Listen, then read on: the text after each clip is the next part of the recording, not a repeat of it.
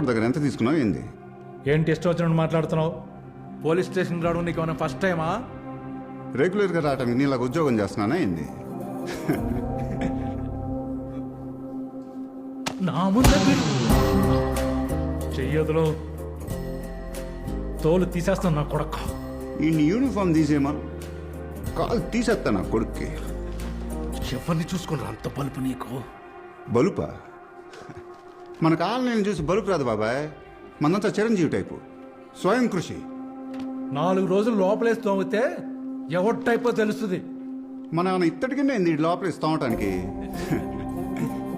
మనకి ఎవడో తలకు మాసినట్టు బెయిల్ ఇవ్వటానికి వస్తాడు. తోమటం తోయించుకోవడం అప్పుడు చెప్తా నీకుంది. సార్ రే బాలు, తలకు మాసినాడు అనగానే మ్యాచ్ చేయడానికి ఏం టైమింగ్లో వచ్చావురా? బెయిల్ తెచ్చాను సార్. నువ్వు బెయిల్ తెచ్చావా? Yes sir. ఎందుకురా? అంటే మీతో చేసిన జర్నీలో చెప్పకు, ఫీలింగ్స్ పోతాయి. Okay sir. మీ బాస్ కేసు ఎడతాడు, నువ్వు బెయిల్ తీసుకొస్తావు. Side business sir. Side business గురించి మీరే చెప్పాలి. పానిగాడు కేసు వేసాడా? అవును సార్. ఏం చేశానంట? అన్ని అబద్ధాలు రాశారు సార్. నిజం చేసేస్తే పోలా.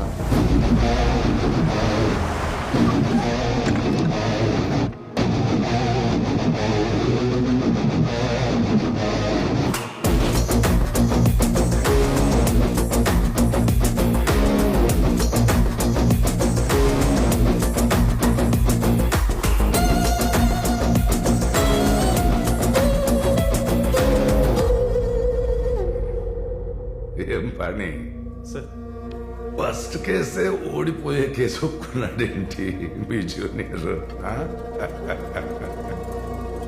ఎరా గొడ్డుకారం, నిన్నే మాలా పౌరున్నోడింట్లో ఒక కొడుకు పుడితేనే అదృష్టం, 2 పుడితే కష్టం.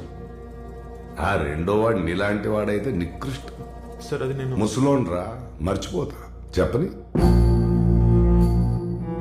ఈ రోజుల్లో ఇంట్లో ఉన్న అమ్మా బాబుల్నే తీసుకెళ్ళి అనాథాశ్రమంలో వదిలేస్తున్నారు. నువ్వు ఎక్కడి నుంచో కార్లేసం వచ్చేస్తున్నావు ఏంటి మీ అమ్మ కోసం?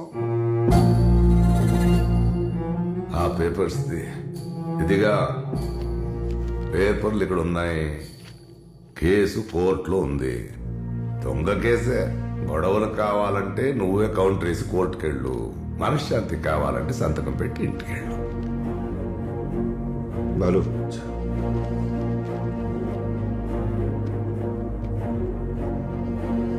ఎఫ్ఐఆర్ రాసింది నువ్వేగా? స్పెల్లింగ్ మిస్టేక్ లేకుండా చదువు.